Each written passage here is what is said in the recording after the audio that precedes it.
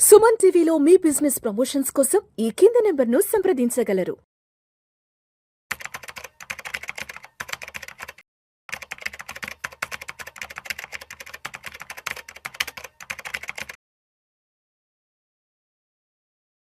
నమస్తే రేవంత్. నమస్తే అండి. Welcome to Suman TV and welcome to Vishnu talks. Thank you. So Revanth, last week ఒక క్లయింట్ ఎవరు మిమ్మల్ని అప్రోచ్ అయ్యారు అని చెప్పారు. సరే, పేరు గిరదంతా మనం ప్రస్తావించుకుంటూ మాట్లాడకూడదు. వాళ్ళకి సంబంధించి ఏదో ఒక రిక్వైర్మెంట్ కూడా ఏదో రాసుకున్నారు అని చెప్పారు. ఆ రాసుకున్న దాన్ని మీరు నాకు పంపించారు. అది నేను ఇప్పుడు ఇక్కడ నా బుక్లో రాసుకున్నాను. ఒక్కసారి చదువుతాను. మీరు చెప్పి మీరు పంపించి చదువుతాను. నా వయసు 50 సంవత్సరాలు. నేను ఒక ఫార్మా కంపెనీలో సీనియర్ మేనేజర్గా పనిచేస్తున్నాను. నా శాలరీ నెలకు 2 లక్షల రూపాయల వరకు వస్తుంది. నా నెల ఖర్చులు నెలకు దాదాపు 75,000 రూపాయల వరకు ఉంటాయి. ఇప్పటి నుంచి నెలకు 50,000 రూపాయల చొప్పున ఇన్వెస్ట్ చేద్దాం అనుకుంటున్నాను. మా పిల్లలు కూడా రీసెంట్ గా వాళ్ళ జాబ్స్ లో జాయిన్ అయిపోయారు. పిల్లలకు కూడా 23, 24 సంవత్సరాల వయసు ఉంది. వాళ్ళు కూడా ఈ మధ్య ఉద్యోగాలు వచ్చి జాబ్ లో జాయిన్ అయిపోయారు.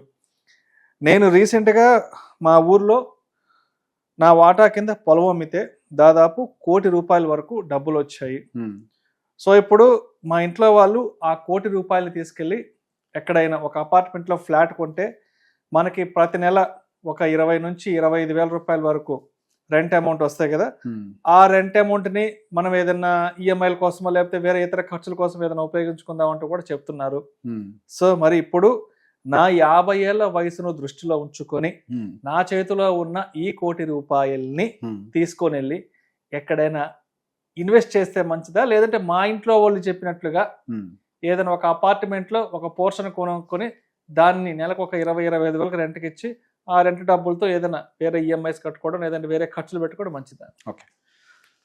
సో బేసిక్ ఈ కేసులో ఫస్ట్ మనం ప్రాబ్లమ్ని అర్థం చేసుకొని ప్రాబ్లంకి సొల్యూషన్ తీసుకుని రావాలి. ఇక్కడ ఏదో ఒక ప్రోడక్ట్ కొనడం మన పని కాదు. రియల్ ఎస్టేట్ అయినా ఒక అపార్ట్మెంట్ కొనడం, ఒక apartment is a product, mutual fund is a product, insurance is a product, ఇవన్నీ ప్రోడక్ట్స్. ఇక్కడ మన జీవితంలో ఏముంటుంది అంటే ప్రాబ్లం ఉంటుంది, ఆ ప్రాబ్లంకి సొల్యూషన్ కావాలి. ఆ సొల్యూషన్ అనేది ఏ ప్రోడక్ట్స్ ద్వారా తెచ్చుకోవాలి అనేది ఇక్కడ మన ఛాలెంజ్.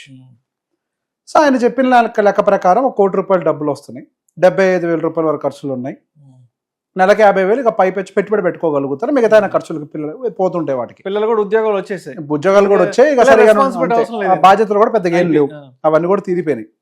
సో ఇక్కడ రిటైర్మెంటే పెద్ద ఛాలెంజ్. ఇక్కడ సాడ్ రియాలిటీ ఏంటి అని అంటే, ఈ ఒక్క కేసు అని కాదు, ఈ కేసుని మళ్ళీ అడ్రస్ చేస్తాను.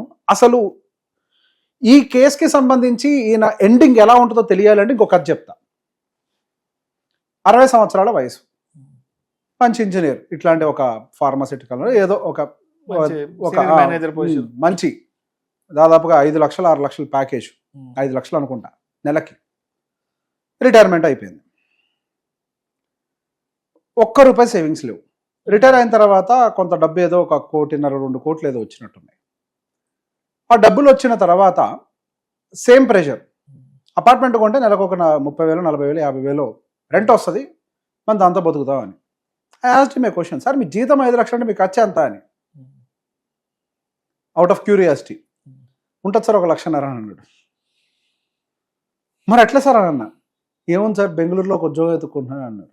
అదేంటి రిటైర్ అయ్యారు కదా అని అంటే అఫీషియల్గా 60 ఏళ్ళకి రిటైర్ అవ్వాలి సార్, ఇక ఆ తర్వాత మమ్మల్ని ఏదో ఒక చిన్న పొజిషన్లోకి తీసుకుంటారు సార్, అక్కడ 1,50,000 వస్తుంది, అది నా ఖర్చుల మందం సరిపోతుంది సార్, ఇంట్లో వాళ్ళ గోల్ తట్టుకోలేకపోతున్నా, అపార్ట్మెంట్ కొనేస్తాను సార్ అని అన్నాడు. ఇక్కడ నాకు ఒక పాయింట్ అడిగాను. 60 ఏళ్ళు పనిచేశారు, మనిషికి పనికి మధ్యలో ఒక గ్యాప్ రావాల్సిన టైం మీకు వచ్చింది, ఇంకా విశ్రాంతి తీసుకోవాల్సిన టైం వచ్చింది. దాదాపుగా 30-35 సంవత్సరాలు ఊరుగాని ఊరు తిరిగారు, సముద్రాలు దాటిపోయారు, ఎక్కడెక్కడో పనిచేశారు, పిల్లల్ని మంచి మంచి ప్లేస్లో సెటిల్ చేశారు. ఆయన జీవితం అంతా, ఆయనకు వచ్చిన ఆదాయం అంతా కుటుంబాన్ని సెటిల్ చేయటము, పిల్లల్ని సెటిల్ చేయటము బాగా చేశారు, అద్భుతంగా సెటిల్ చేశారు, మంచి ఇల్లు అద్భుతంగా సెటిల్ చేశారు అందరినీ. వాళ్ళందరూ బాగా వెల్ సెటిల్డ్ అయిపోయారు. 60 ఏళ్ళు దాటిన తర్వాత కూడా మీరు ఇంకా పని చేయాలంటున్నారు చూసారా మీ ఫుడ్ కోసం. నాకు ఇదే ప్రాబ్లం అనిపిస్తుంది సార్, బాధ అనిపిస్తుంది ఈ అంశం నాకు. That is a sad reality. Yeah. ఇంకా ఉద్యోగం చేయాలా సార్ మీరు? 4-5 లక్షల జీతం తీసుకున్న మీరు ఇప్పుడు నెలకి 1,50,000 ఖర్చును మీటు కావటం కోసం మీరు మళ్ళీ ఎక్కడో బెంగళూరు వెళ్ళి అక్కడ ఉద్యోగం చేసుకుంటూ ఒక్కొక్కళ్ళు ఒక్కొక్క దగ్గర డిస్ట్రిబ్యూట్ అయిపోయి దాని బదులు 2 కోట్ల రూపాయలు శుభ్రంగా ఎక్కడో చోట ఎస్డబ్ల్యూపీ లాంటి ప్రోడక్ట్లో పెట్టుకున్న కనీసం 1,00,000 ఎంతో కొంత వస్తుంది కదా సార్. ఇప్పుడు మీరు అంత దూరం పోయి పనిచేసేదాని బదులు మీకున్న అనుభవానికి మీ ఇంటి పక్కన ఎవరో ఒకళ్ళు 75,000 80,000 జీతం ఇస్తారు, టైం పాస్ నడుచుకుంటూ పోయి వచ్చినా మీకు డబ్బులు ఇస్తారు. మీకున్న అనుభవానికి అంత మంచి పొజిషన్ నుంచి వచ్చారు, మీరు గైడ్ కింద పెట్టుకుంటారు మిమ్మల్ని. ప్రశాంతంగా ఒక ఎస్డబ్ల్యూపీ లాంటిది ప్లాన్ చేసుకోండి సార్. మీకు ఆరోగ్య సమస్యలు ఉంటాయి పైపెచ్చు, ఏదైనా పెద్దది అవసరమైతే ఎక్కడికి వెళ్తారు, రేపు ఆరోగ్యం బాగోక ఉద్యోగం చేయకపోతే మీ పరిస్థితి ఏంటి సార్? ఇప్పుడు ఆల్రెడీ 60, నెక్స్ట్ వచ్చేది ఏంటి? పిలవకపోయినా ఆరోగ్య సమస్యలు, వద్దన్నా వస్తాయి, పిలవపోయినా వస్తాయి. చేయగలుగుతామా ఉద్యోగం? ఈ యాజ్ ఇట్ ఈస్ కేస్ 50 ఏళ్ల వయసులో ఉన్నవాళ్ళు 40 ఏళ్ళ వయసులో ఉన్న వాళ్ళైనా వర్తించుకోవాలి. ఆయన పిల్లల్ని సెటిల్ చేయడం మీద ఫోకస్ పెట్టండి. ప్రతి ఒక్క పేరెంట్కి చెప్తున్నా, మీరు సంపాదించేదాన్ని 3 భాగాలు చేయండి. 2 పిల్లలు ఉంటే 3 భాగాలు, ఒకడే పిల్లడు ఉంటే 2 భాగాలు చేయండి అని. 2 పిల్లలు ఉంటే 3వ భాగం మీకు, ఒకడే పిల్లవాడు ఉంటే 2వ భాగం మీకు. వాళ్ళు ఎంత ఇంపార్టెంట్ మీరు అంతే ఇంపార్టెంట్. ఎందుకు? ఇప్పుడు మీరు ప్రాపర్గా లేకపోతే పిల్లలకే భారం అవుతారు. మరి వాళ్ళు సంపాదించే ఆ ₹1 నుంచి వాళ్ళ ఖర్చులన్నీ లేవ తీసుకొని వాళ్ళ పిల్లల భవిష్యత్తు కోసం రూపాయిని పెట్టుబడి పెట్టి వాళ్ళ జీవితాన్ని ఎదడమే కష్టంగా ఉన్న రోజులు ఇవి. మళ్ళీ మీరు భారంగా మారతారా? ఈ రోజు మీ రిటైర్మెంట్కి మీరు ప్లాన్ చేసుకోకపోతే, మీరు ఏ పిల్లల భవిష్యత్తు కోసం అయితే కష్టపడుతున్నారో ఆ పిల్లలకి భవిష్యత్తు లేకుండా పోతే, మీకు రిటైర్మెంట్ ప్లానింగ్ లేకపోవడం వల్ల. మరి మీ దగ్గర ఉండేటువంటి డబ్బుల్ని ఎంత జాగ్రత్తగా మీరు ఆర్గనైజ్ చేసుకొని నెల ఖర్చుల మందం డబ్బుల్ని తీయడానికి మీరు ప్లాన్ చేసుకోవాలి. ఇప్పుడు ఆ ₹1,00,00,000 ఈ కేసుకొద్దాం. ₹1,00,00,000 తీసుకెళ్ళి అపార్ట్మెంట్ కొంటారు, నెలకి ₹25,000 రెంట్ వస్తుంది, సంవత్సరానికి 3 లక్షలు, సంవత్సరానికి 3 లక్షలు, 3% స్టాండర్డ్ ఫార్ములా. 10 సంవత్సరాలు ఎంత అవుతుంది? అయితే 50,000 అవుద్ది. ఇప్పుడు మీ ఖర్చు ఎంత? 75,000. 10 సంవత్సరాల తర్వాత కూడా 75,000 ఉండదు కదా, అంతకంత పెరిగిపోతుంది. బేస్ కేస్ సినారియోలో అది 1,50,000 అవుతుంది. బేస్ అంటే రియల్ టైమ్ సినారియోలో అప్రాక్సిమేట్గా 2 లక్షలు అవుతుంది. 1,80,000 to 2 lakhs మధ్యలో అవుతుంది. సో బేసిక్ ఒక ₹2 లక్షల ఖర్చును మీరు ఎఫర్ట్ చేయాలి అని అంటే, మీ దగ్గర real estate property by that time, మీ దగ్గర base case scenario real estate property 8 కోట్లకు విలువ చేసేది ఉండాలి. రెసిడెన్షియల్ అయితే, కమర్షియల్ అయితే బేస్ కేస్ సినారియో 4 కోట్ల విలువ చేసే ప్రాపర్టీ ఉండాలి. ఇప్పటికిప్పుడు అవన్నీ సాధించలేం కదా. ఇంకా మనం చేయగలిగింది ఏంటి? ఉన్నదాన్ని ఇప్పటి నుంచి ప్లాన్ చేయడం.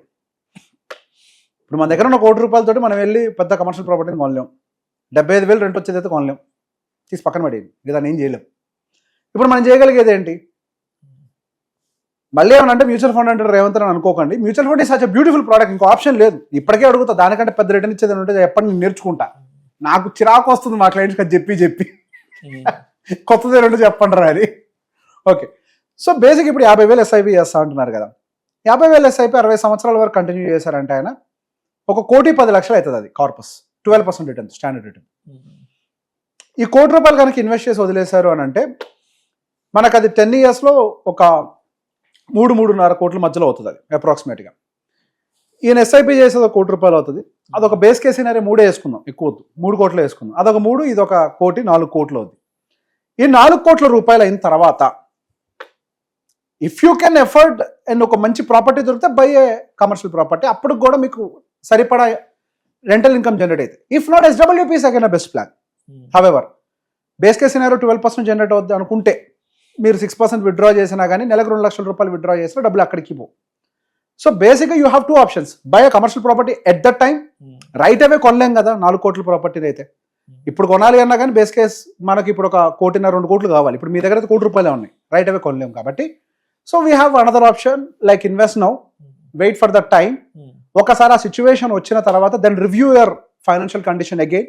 మీకుండే ఎక్స్పెన్సెస్ అంతే ఉన్నాయా, లేకపోతే తక్కువగా పెరిగాయి, ఎక్కువగా పెరిగాయి అనేది, అండ్ అవైలబిలిటీస్ ఏమున్నాయో చూద్దాం. 10 yearsలో ఇన్వెస్ట్మెంట్ అవెన్యూస్ కూడా చాలా మారుతాయి. టు మై ఎక్స్పెక్టేషన్ రీట్స్ చాలా విస్తరిస్తుంది ఆ టైంకి. మ్యూచువల్ ఫండ్స్లో కూడా రీట్స్, ప్రాపర్టీస్, రెంటల్ ప్రాపర్టీస్ చాలా పెరుగుతాయి. 10 years ఆఫ్ టైం ఉంది, ఇంకా ఎవాల్వ్ అవుతోంది. ఫిజికల్ ప్రాపర్టీ కాకపోయినా కానీ రీడ్స్ త్రూ అయినా సరే కమర్షియల్ రియల్ ఎస్టేట్ మనం ఓన్ చేసుకోవచ్చు. So we have some time, 10 సంవత్సరాలు ఉంది. బట్ ఈ 10 సంవత్సరాల కార్పస్ అక్యుములేషన్ కోసం mutual fund is a beautiful product. After 10 years will see it review చేసిన తర్వాత అప్పుడు రీడ్స్ పద్ధతిలోనా లేకపోతే డైరెక్ట్ కమర్షియల్ రియల్ ఎస్టేట్ మనం ఎఫర్ట్ చేయగలుగుతాం. అప్పటికే 4 కోట్లకి ఏం దొరకదు కమర్షియల్ డైరెక్ట్ రియల్ ఎస్టేట్ అయితే. So based on the situation dividend based ఎంత రావాలి, రీడ్ బేస్డ్ రెంటల్ ఎంత రావాలి, ఇంట్రెస్ట్ ఎంత రావాలి, we can SIT and calculate based on that situation అని చెప్పి. So this is how we have to approach. ఇక్కడ ఏమైంది, ప్రాబ్లం ఉంది, దాని చుట్టూతో చాలా ప్రోడక్ట్స్ ఉన్నాయి. ఏదో ఒక ప్రోడక్ట్కి వెళ్ళిపోకూడదు, ప్రాబ్లం వెళ్ళి ప్రోడక్ట్ దగ్గరికి వెళ్ళకూడదు. ప్రాబ్లంతో ఒక సొల్యూషన్ క్రియేట్ చేయాలి. ఆ సొల్యూషన్కి ఏ ప్రోడక్ట్ సూట్ అవుతాయో చూడాలి. That is how we have to approach the problem. Right Revanth, thank you so much Revanth. Most welcome.